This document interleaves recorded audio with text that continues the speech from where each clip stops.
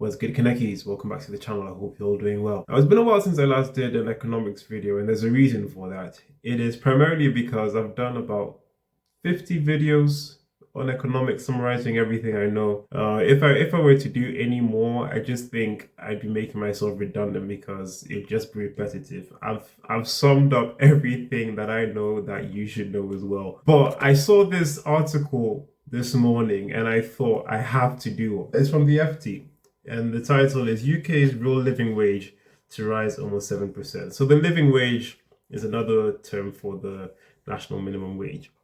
Now, I've talked about the national minimum wage and why I believe it should, in fact, it must be abolished. But I'm going to read through the article first and then I will dissect it using supply and demand as my reasoning. The main headline, UK's real living wage to rise almost 7%. It begins by saying UK employers that have signed up to the voluntary real living wage are being asked to raise pay by almost 7% for the coming year to reflect sharp increases in the cost of essentials and changing expectations of living standards. The Living Wage Foundation, a charity that campaigns on pay and working conditions, said on Wednesday it was increasing national living wage rate by 6.7% from £12.60 to £13.45 an hour. Oh my gosh. With a 6.9% increase in its London rate from £13.85 to £14.80. The change will now this is what the FT is saying.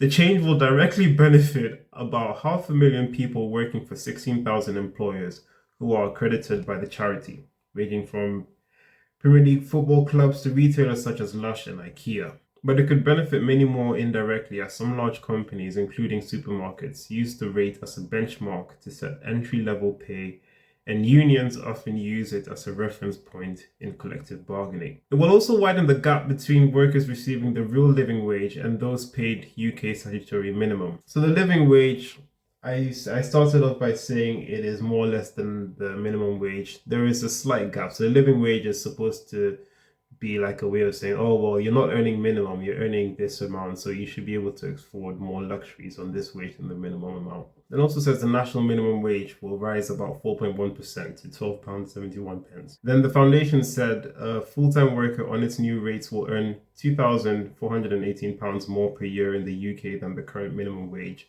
and £5,050 more in London. And this is from them. They say, we encourage as many employers as possible to do the right thing and adopt the rates, said Catherine Chapman, the charity's executive director. Now, this is a key paragraph. The number of accredited living wage employers had continued rising over the past year, the foundation said, but it acknowledged that growth had slowed as businesses fret over a rise in labor costs by last April's increase in national insurance contributions. Labor is a cost.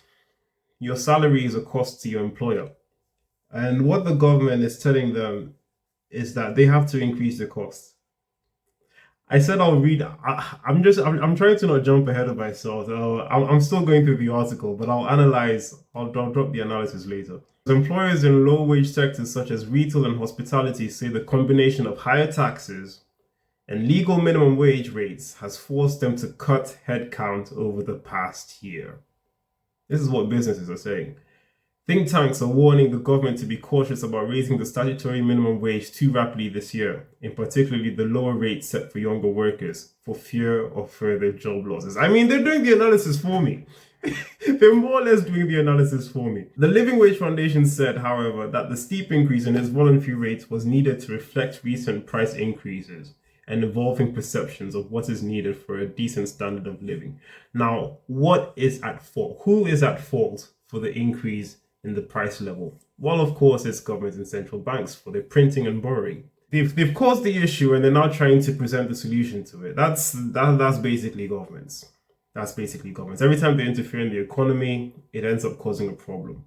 I'm going to skip the second to last paragraph. And the final one says, in recent years, people's expectations of living standards have also risen to include, for example, a bigger budget for after-school clubs and weekend family activities.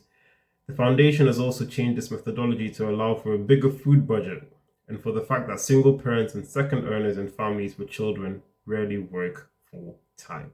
Here comes my analysis. Right, so what they're saying with this, right, is that okay, inflation has happened. We see people are struggling. We want to give them more money. We want to force employers to pay them more. So let's go through the steps. Okay. Employers end up giving them raises. Some people's skills are not worth the increase. Let's just be blunt. If you aren't increasing your skills year over year, you end up costing your employer more. Why? Because you aren't producing as much, you aren't being as profitable to the employer. So when this happens, guys, layoffs occur. More people get unemployed, unemployment rate goes up, and then the government looks at it and says, "Oh well, more people are unemployed, so we need to increase the benefits." So when they increase the benefits, they tax everyone else more, which is why this November, Rachel Reeves is going to hike taxes on all of us who are working. Look, in the newspaper articles, just all of it is about tax. Taxes, taxes, taxes, taxes, taxes, taxes. Billions in tax rises expected in autumn budget as UK borrowing surges. Rachel Reeves could target 700,000 British drivers with tax grab in budget next month. I mean, every time I open my Google Chrome, it opens on the news page. So I just see Rachel Reeves and tax. Every single time, Rachel Reeves tax. They are preparing everyone. They are sort of doing this sort of psyop to say, oh, taxes are needed, taxes are needed. But really, they need to reduce the spending back to the living wage. If they don't increase the living wage, if they abolish the living wage, demand for products goes down. As demand for products goes down, things get cheaper. Everyone benefits from the cheaper prices. Even companies benefit from the lower prices, from the lower cost, because their costs will also go down. They will still be profitable. They will still be able to run. A drop in prices is not a bad thing. Deflation of prices is not a bad thing. The only reason it's bad, or the only time it's bad, is when you're in a heavily indebted economy, which unfortunately is what we have in the UK, in France. Oh my gosh, pray for France, man. In the United States, heavily indebted economies, and this is why deflation, quite frankly, scares them. This is why they want to make sure that people keep earning more. And the nefarious part about it is when people earn more and the government freezes the tax bands, they are pushed up into the higher tax bands.